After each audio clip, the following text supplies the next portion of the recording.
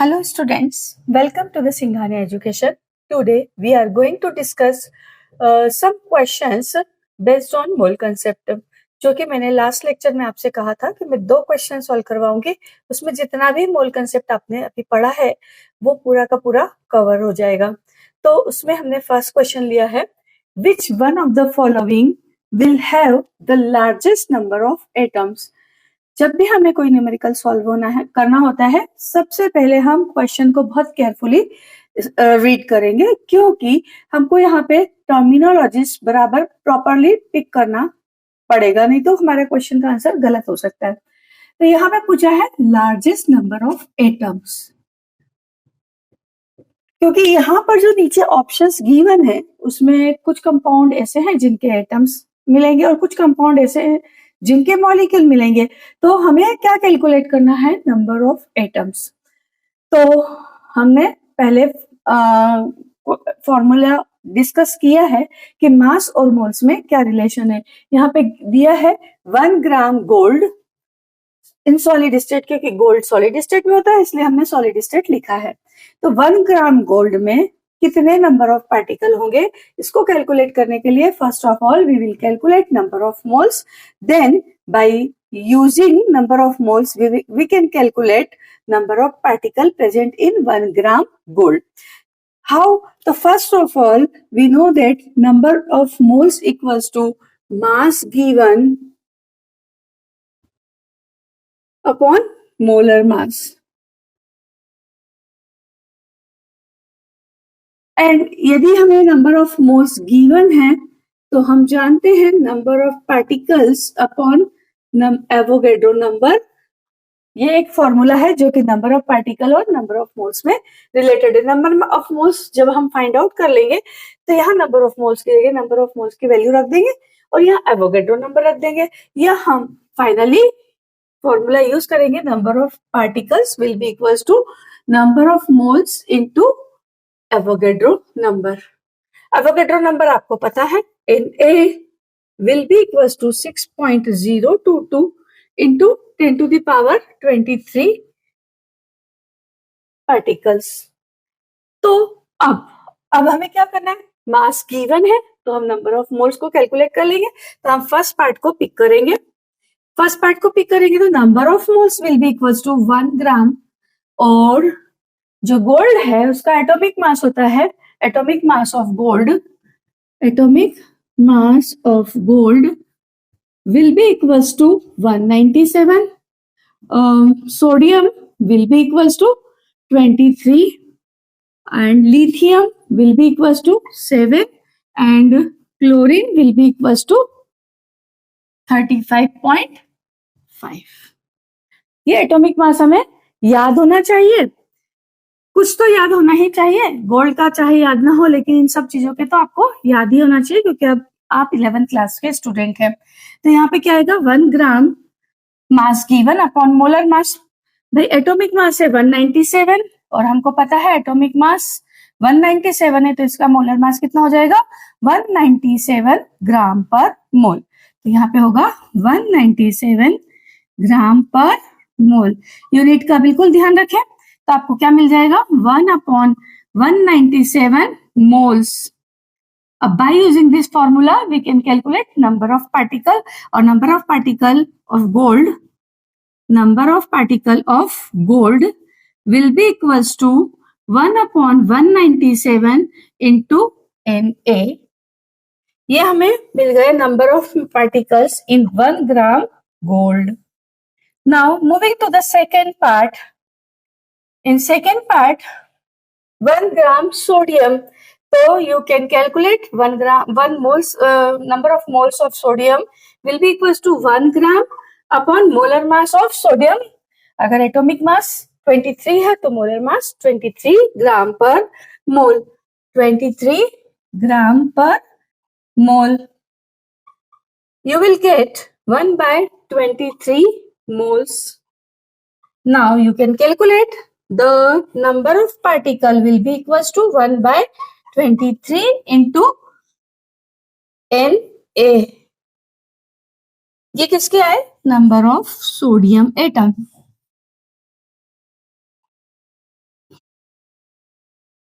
Now moving to the third part, यहाँ atomic mass clear कर देती हूँ क्योंकि लिथियम और क्लोरीन का आपने नोट डाउन कर लिया होगा.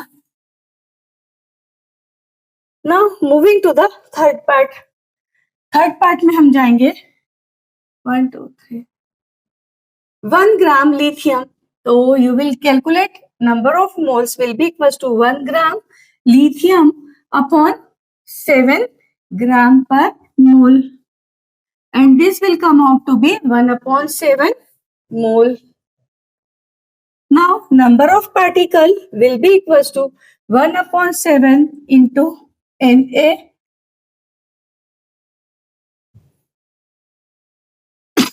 This is lithium. Now the part fourth part में आप ध्यान से देखेंगे, यह लिखा है 1 gram chlorine gas. Chlorine gas is not atom, it is not present in atomic form, it is present in molecular form. तो हम क्या निकाल सकते हैं? Number of molecules. अभी हमने निकाले थे नंबर ऑफ एटम्स, अभी हम क्या कैलकुलेट कर सकते हैं? Number of molecules, then number of atom भी हम कैलकुलेट करेंगे. तो first of all we have to calculate number of moles of chlorine molecule. आपको क्या मिलेगा? This will come out to be 1 gram upon 1 chlorine atom का atomic mass था 35.5, तो 1 क्लोरीन एटम का मोलर मास हो जाएगा 35.5, और 2 क्लोरीन एटम, एक मॉलिक्यूल में 2 क्लोरीन एटम है, तो क्लोरीन मॉलिक्यूल का जो मोलर मास होगा वो होगा 35.5 into 2 means 71. This will come out to 71 gram पर मोल. मैंने यह चीज आपको ओरली समझा दी क्योंकि बोर्ड पे स्पेस भी नहीं है, और मैं समझती हूँ कि इतना तो कैलकुलेशन आपको आता ही है, और इतना तो मैं एक्सपेक्ट करके ही चलूंगी आपसे. तो नाउ यहाँ पे हमने कैलकुलेट किया number of moles will be equal to 1/71 moles. ये किसके आए हैं? क्लोरीन मॉलिक्यूल्स के. तो क्लोरीन एटम कितने आ जाएंगे? Number of moles chlorine molecules के हैं. पहले हम number of atom, number of molecules calculate कर लेते हैं बाय यूजिंग दिस फॉर्मूला. तो you will get N0 will be equal to 1/71 into Na chlorine molecule. अब यहाँ पे ये मॉलिक्यूल आए हैं, हमें कैलकुलेट करना है atoms.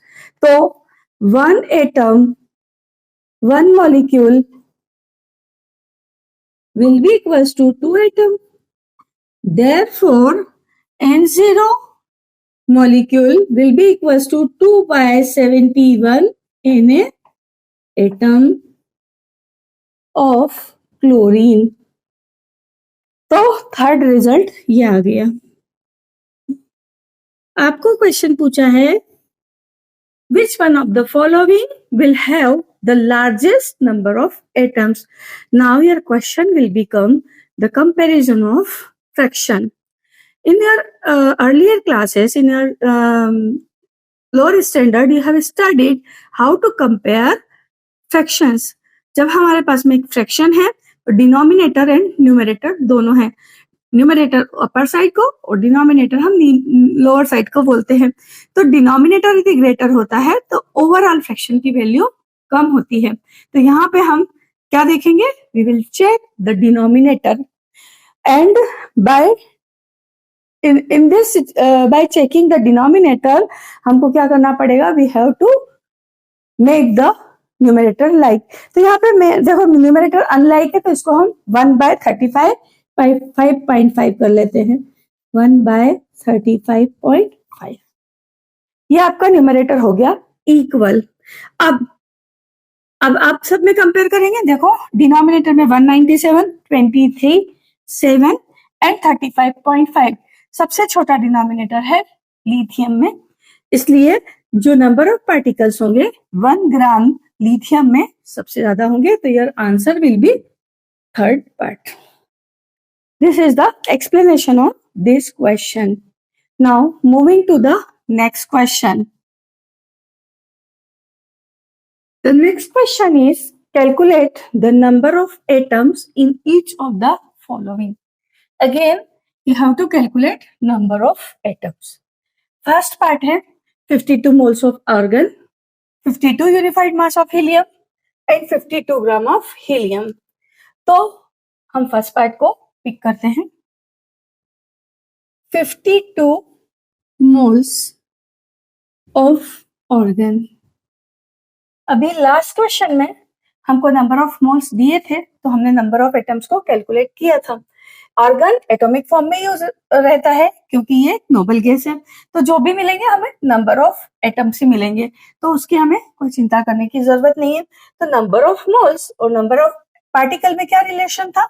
Number of particles will be equal to number of moles into Avogadro number, और नंबर ऑफ पार्टिकल्स या number of atoms will be equal to number of moles. Given है 52 और Avogadro number 6.022 into 10 to the power 23. कभी भी answer आपको ऐसे report करके नहीं आना है, आपको आंसर रिपोर्ट करना है मल्टीप्लाई करके. और बिल्कुल भी कैलकुलेशन से घबराने की जरूरत नहीं है.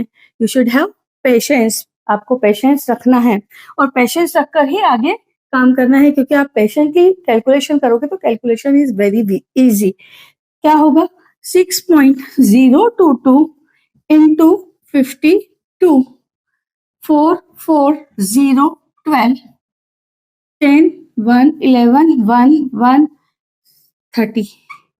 You will get 4, 4, 1, 3, 1, 3, 1, 2, 3, 1, 2, 3.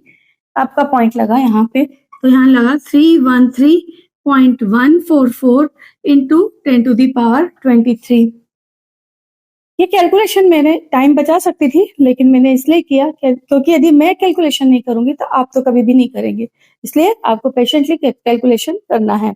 और कभी भी आंसर ऐसा रिपोर्ट नहीं करना है, हमें हमेशा ही साइंटिफिक नोटेशन में रिपोर्ट करना है. साइंटिफिक नोटेशन में जब हम रिपोर्ट करते हैं तो पॉइंट 2 प्लेस इधर खसक जाएगा, तो यहाँ पे हम क्या करेंगे? 3.13144 into 10 to the power 25 atoms.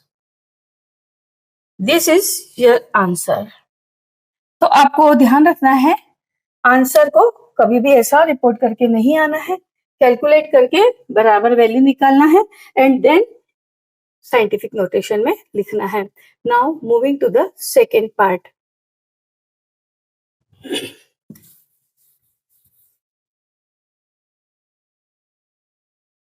Second part है 52 यूनिफाइड मास ऑफ हीलियम. अब हीलियम का एटॉमिक मास होता है, atomic mass of helium will be equal to 4. Atomic mass की कोई यूनिट नहीं होती है, तो मैंने इसको लिखा 4.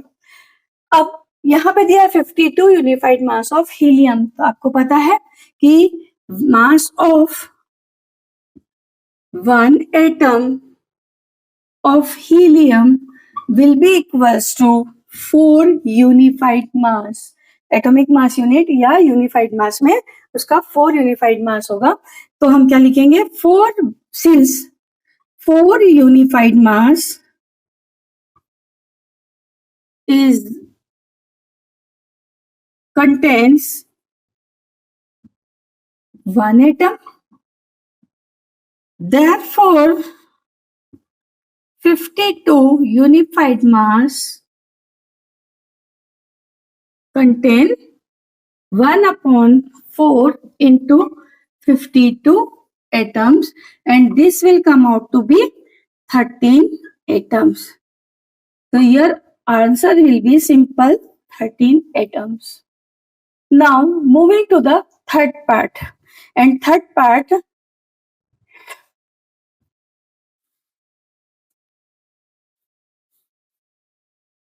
(52 gram helium.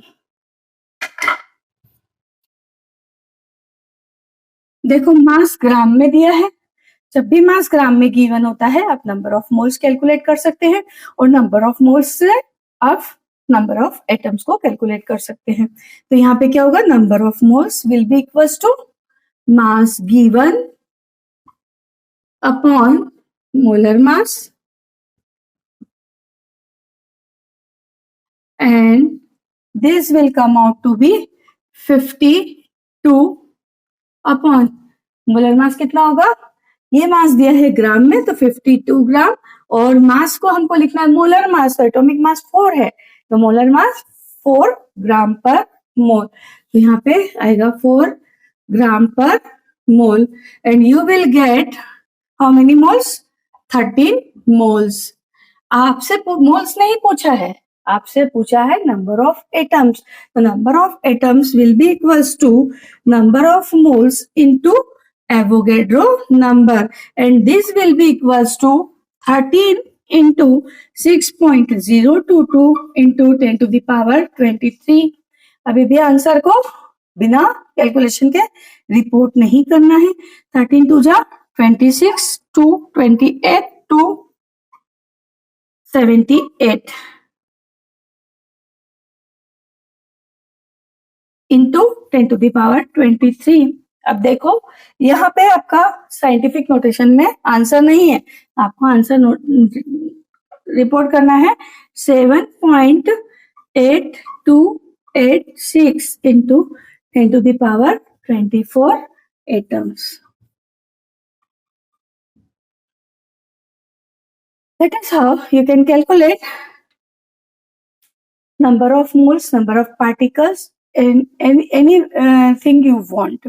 तो आज हमने 2 क्वेश्चन किए हैं और ये दोनों क्वेश्चन एनसीईआरटी के टेक्स्ट बुक क्वेश्चन है, तो ये क्वेश्चन इंपॉर्टेंट है, यहाँ पे हम सारी चीजों को कैलकुलेट करना सीख जाते हैं। अगर इन क्वेश्चन के आपने 2 से 3 बार रिवीजन कर दिया तो आपको आ जाएंगे, और यदि आपको एक बार वीडियो देखने पर नहीं आए तो आप वीडियो को रिवाइंड करके देख लीजिएगा और क्वेश्चन को ढंग से समझने की कोशिश करिएगा। हम नेक्स्ट लेक्चर में अवोगाड्रो लॉ का 3rd एप्लीकेशन पढ़ेंगे और वो है वेपर डेंसिटी। अब हम नेक्स्ट लेक्चर में मिलेंगे, तब तक के लिए bye bye. Welcome, thank you for coming to the Singhania education.